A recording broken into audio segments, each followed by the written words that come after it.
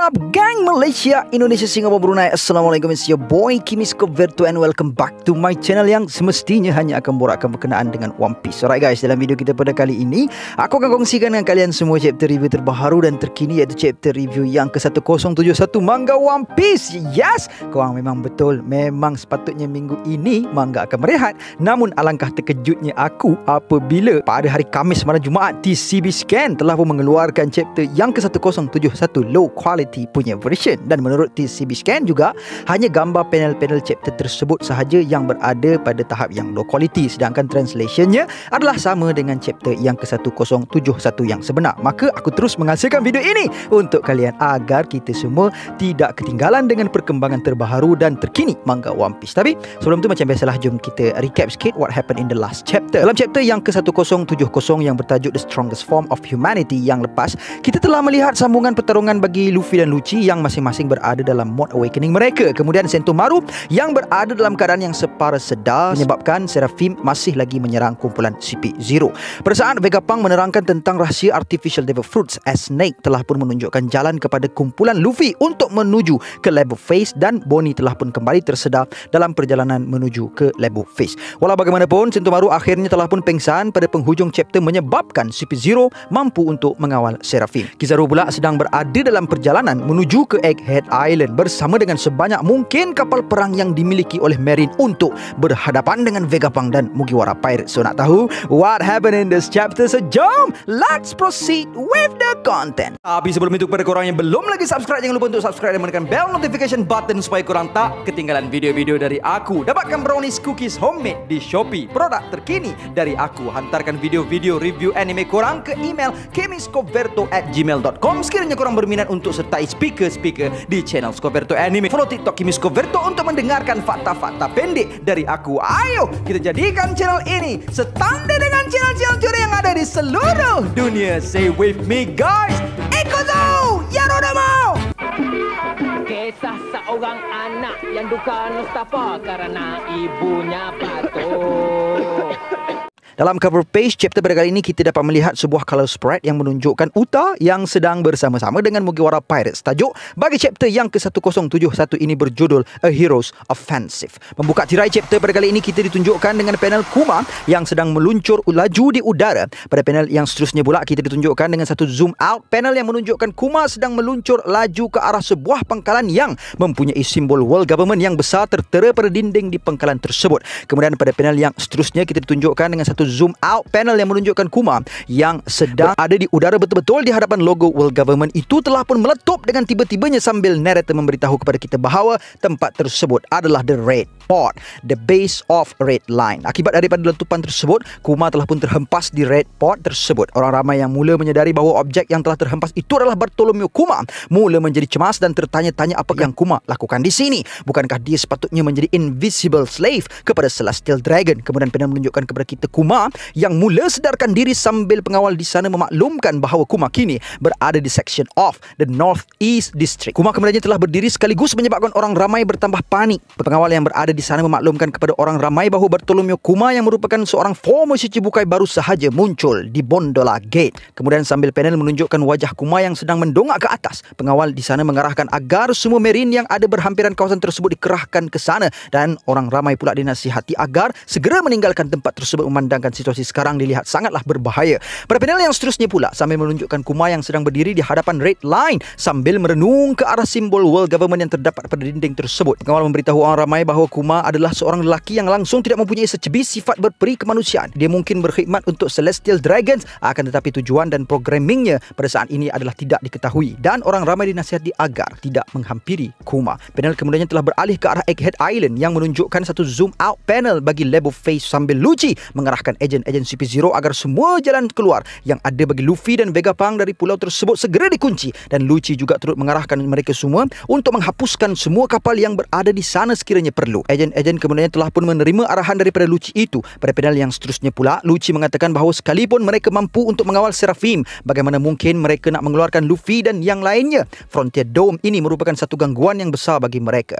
Kaku telah pun bersetuju dengan kata-kata daripada Lucci dan mengatakan bahawa ianya sememangnya satu perkara yang mengagumkan diumumkan. Stussy kemudiannya telah pun bertanyakan kepada Lucci adakah dia bertekad untuk mengabaikan arahan daripada Marine. Lucci kemudian menjawab soalan tersebut dengan mengatakan bahawa dia tidak akan menerima yang Luffy adalah seorang Yonko. Stussy kemudiannya berkata kepada Lucci yang kau ini memang tak boleh harap. Panel kemudiannya telah beralih ke dalam control room yang menunjukkan Shaka yang sedang memerhati ke arah skrin monitor yang terdapat di sana. Shaka kemudiannya mengatakan bahawa ejen-ejen tersebut sedang mencuba untuk menyekat ke semua jalan keluar yang ada. Berkemungkinan mereka juga telah pun mengawal kapal-kapal yang berada di sana dan Vega Force 01 pula hanya boleh terbang di dalam kawasan pulau tersebut. Aduh, musuh mereka sekarang ini agak bijak juga orangnya.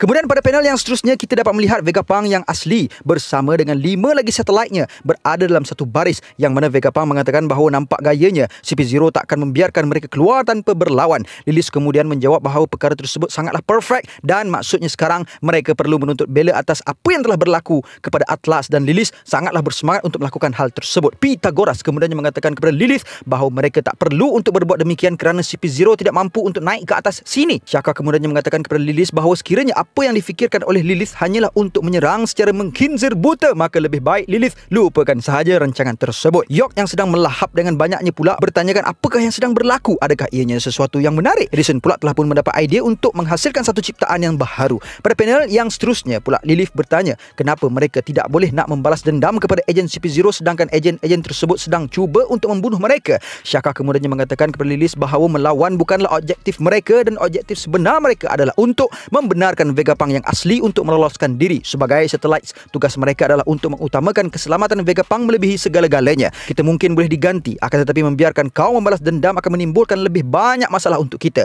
Vegapunk yang menyaksikan pertengkaran Shaka dan Lilith itu cuba untuk menenangkan mereka. Pada panel yang seterusnya kita ditunjukkan dengan muka Lilith yang menakutkan mengatakan kepada Shaka bahawa sifat baik Shaka itu benar-benar mencabar Lilith. Shaka kemudiannya mengatakan kepada Lilith bahawa tindakannya itu sangatlah jahat. Panel kemudiannya menunjukkan Vegapunk yang mengatakan bahawa dia sangatlah kasihan kepada apa yang telah berlaku ke atas Sentomaru dan Vegapunk turut menambahkan bahawa perkara tersebut hanya berlaku dek kerana Sentomaru terlalu setia kepadanya. Pythagoras kemudiannya mengingatkan kepada Vegapunk bahawa mereka masih mempunyai lagi seorang sekutu dalam pulau tersebut dan bertanyakan apakah patut untuk mereka menghubunginya. Edison kemudiannya mengingatkan Vegapunk bahawa tindakan itu bakal memberikan risiko kepada sekutu mereka itu dan nescaya sekutu mereka juga akan turut diburu oleh world government sekiranya membantu Vegapunk. Kemudian pada panel yang seterusnya dengan selamba badak aja kita dapat tengok Vegapunk yang telah pun meminta bantuan daripada watak yang dimaksudkan oleh Pythagoras tadi.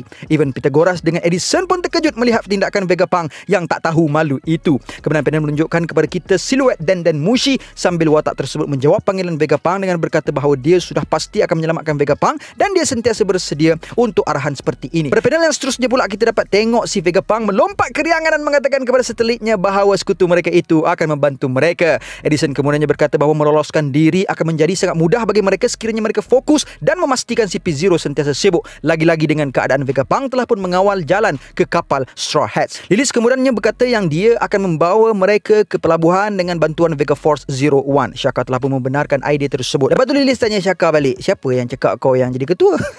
Tak puas hati lagi si Lilith tu. Panel kemudian menunjukkan kepada kita Vegapunk yang berjumpa dengan kumpulan Frankie dan mengatakan bahawa dia telah pun bersiap sedia dan meminta agar ketujuh Vegapunk itu dibawa menuju ke kapal Straw Hats Pirate. Usopp sangatlah terkejut dan bertanya adakah kesemua ketujuh mereka itu nak ikut. Sanji pula dengan mata yang berbentuk love mengatakan yang dia tak kisah pun asalkan Lilith Chan ikut sekali. Manakala Frankie sangat teruja memandangkan mereka akan berlayar dengan 7 wajah bagi the world's greatest scientist. Nami dan Robin pula hanya menyaksikan sahaja telatah mereka semua ini. Panel kemudiannya beralih ke arah lab interior yang mana Luffy dan Chopper sedang cuba untuk menghentikan Bonnie. Pada panel yang seterusnya kita dapat melihat wajah Bonnie yang sangatlah menakutkan sedang berlari dengan lajunya sambil memarahi Vegapunk yang menyebabkan serangga yang banyak mengerumuni dirinya sebelum ini. Luffy dan Chopper mengejar si Bonnie sambil Chopper bertanyakan adakah Bonnie marah disebabkan oleh itu sahaja. Luffy pula memberitahu kepada Bonnie bahawa dia telah berjanji untuk membawa Vegapunk keluar dari Egghead Island ini dan memberitahu kepada Bonnie agar tidak memukul Vegapunk. Kemudian pada panel yang seterusnya kita dapat melihat wajah Luffy yang sedang berlari menjadi keheranan apabila mendengarkan bunyi siren. Panel kemudiannya menunjukkan kepada kita zoom out panel bagi label face dan ternyata bunyi siren tadi memberi amaran sistem pertahanan bagi label Stratum Frontier Dome Skinny berada dalam keadaan offline. Kesemua watak yang berada di Egghead Island menjadi kebingungan dan pada panel yang seterusnya kita dapat melihat Shaka yang bertanya siapakah yang telah melakukan perkara tersebut dan apakah tujuannya. Lilis kemudiannya telah bertanyakan kepada Pythagoras adakah ianya angkara seorang yang berada di dalam control room, namun Pythagoras menafikan perkara tersebut dan mengatakan bahawa sistem mereka tidak mengesan sesiapa pun yang melakukan perkara tersebut. Panel kemudiannya beralih ke arah Lucci yang mengatakan bahawa ianya merupakan perkara yang drastik. Kaku kemudiannya berkata kepada Lucci sekiranya penghalang itu benar-benar terpadam, maka ini adalah peluang keemasan bagi mereka. Lucci Lucci kemudiannya mengatakan kepada Kaku untuk tunggu sejenak dek, kerana ini mungkin merupakan satu perangkap dan kegagalan sistem tersebut kelihatan agak meragukan. Stussy pula berada dalam keadaan yang tertanya-tanya. Panel kemudiannya menunjukkan Lucci, Kaku dan Stussy yang telah pun berjaya untuk terbang ke arah level phase dengan berkat kemampuan skywalk mereka. Kaku meyakinkan Lucci bahawa semuanya baik-baik sahaja memandangkan mereka sudah sampai sejauh ini. Lucci kemudiannya mengatakan bahawa apa yang telah berlaku pada saat nyawa Vegapunk yang sedang terancam ini menunjukkan bahawa the heaven have abandoned you, Vegapunk. Stussy kemudiannya telah bertanyakan kepada mereka, bukankah itu kapal Straw Hats Pirate? Dan dia juga teruja dengan sebuah robot yang berada di sana. Pada panel yang seterusnya, Lucci mengatakan bahawa mereka telah menguruskan semua kapal yang berada di bawah dan kini hanya tinggal sebuah kapal ini sahaja lagi yang perlu mereka musnahkan. Kaku kemudiannya dengan senyuman yang terukir di bibirnya mengatakan kepada Lucci untuk membiarkan dia yang membereskan kapal Thousand Sunny ini, dan Kaku kemudiannya telah menggunakan serangan Tempest Kick Sky Slicer ke arah kapal Sunny tersebut. Pada panel yang seterusnya pula kita dapat lihat siluet Zoro yang sedang tidur telah pun terjaga dan menyedari serangan daripada Kaku itu. Zoro segera mengeluarkan pedangnya dan sangat tenang. Zoro telah pun menghalang serangan daripada Kaku sebentar tadi, menyebabkan Kaku tertanya-tanya apakah yang telah berlaku. Kemudian pada panel yang seterusnya, dalam keadaan Zoro yang sedang menggosok mata kirinya, dia telah pun merenung tajam ke arah Kaku dan bertanya, siapakah gerangan yang telah mengganggu tidurnya ini. Pada panel yang seterusnya kita dapat melihat wajah Kaku yang berpeluh-peluh dan sangatlah terkejut menyebutkan nama Roronoa, seolah-olah Kaku telah pun terpanah dengan aura Hou Shokuhaki yang dimiliki oleh sang Vice Captain itu. Panel kemudiannya beralih ke arah control room yang menunjukkan Pythagoras yang memberitahu kepada Shaka bahawa dia telah berjaya untuk menghidupkan semula Frontier Dome. Akan tetapi agen CP0 sudah pun berada di dalam. Shaka mengatakan bahawa mereka sudah terlambat dan mereka bakal menyerang kapal Straw Hats Pirate. Panel kemudiannya beralih ke arah Zoro yang sedang berhadapan dengan Kaku sambil Pythagoras memberitahu kepada Shaka bahawa memangnya CP0 sedang berlawan dengan kru yang sedang menjaga kapal tersebut. Shaka kemudiannya berkata sekiranya mereka tidak segera membantu Zoro, maka mereka akan kehilangan pengangkutan untuk keluar dari sini. Lilis kemudiannya dengan bersemangat mengatakan bahawa mereka terpaksa untuk berperang juga pada akhirnya. Panel kemudiannya beralih ke arah Luffy yang telah pun tiba di control room, menyebabkan Nami sangat teruja melihat kaptennya itu.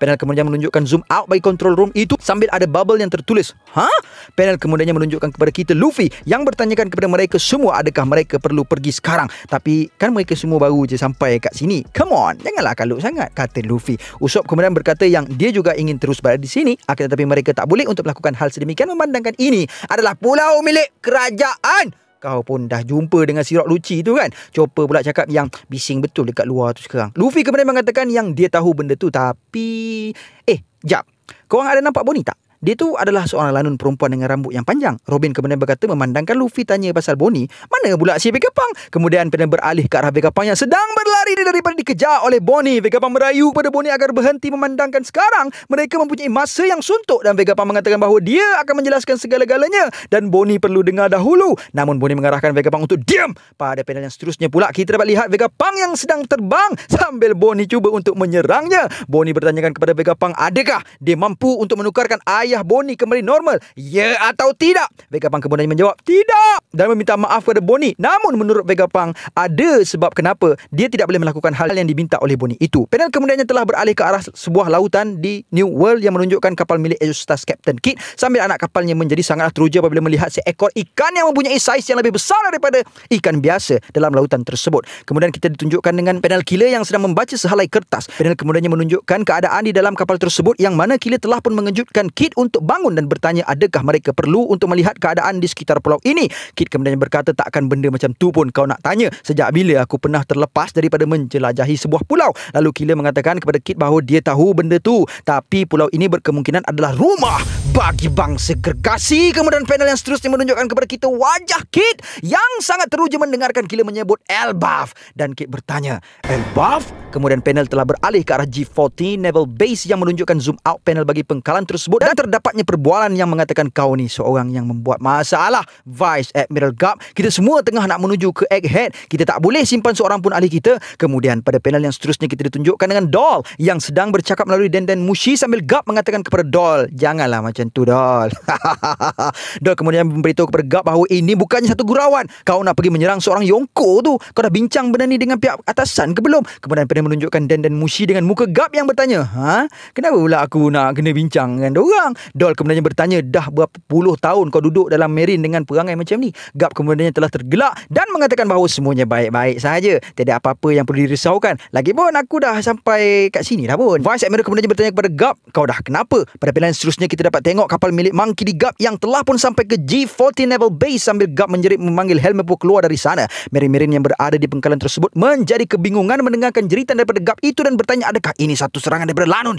Apa yang Lanun nak dengan Helmeppo? Dan alangkah terkejutnya mereka apabila mendapati bahawa ia adalah kapal milik Vice Admiral Garp yang berada di hadapan G14 Naval Base itu. Helmeppo kemudiannya telah membalas seruan Garp itu daripada tingkap menara tersebut dan mengatakan bahawa Helmeppo benar-benar ingin berjumpa dengan Garp. Panel yang seterusnya menunjukkan wajah Helmeppo yang sedang menangis sambil mengadu kepada Garp bahawa Kobe telah pun ditangkap oleh Blackbeard dan Helmeppo tidak mampu untuk melakukan apa-apa bagi membantu Kobe. Garp kemudian mengarahkan Helmeppo untuk berhenti menangis dan pada panel yang seterusnya sambil tersenyum keriangan Garp memberitahu kepada Helmeppo untuk segera menaiki kapal milik Garp itu kerana mereka akan menuju ke Hachinosu. Ayo kita belasah Lanun-Lanun itu dan selamatkan Kapten Kobe, kata Garp kepada Helmeppo. Kemudian pada panel yang terakhir kita ditunjukkan dengan wajah Kobe dan Hibari yang menangis teresak-esak dek kerana terharu dengan apa yang dikatakan oleh Garp itu sambil menjerit melaungkan Vice Admiral Garp. Dan chapter pun tamat. So guys, that's all I have untuk perkongsian kita pada kali ini dan insya-Allah see you guys in the next content and until then my gang, there is no God except Allah. Assalamualaikum warahmatullahi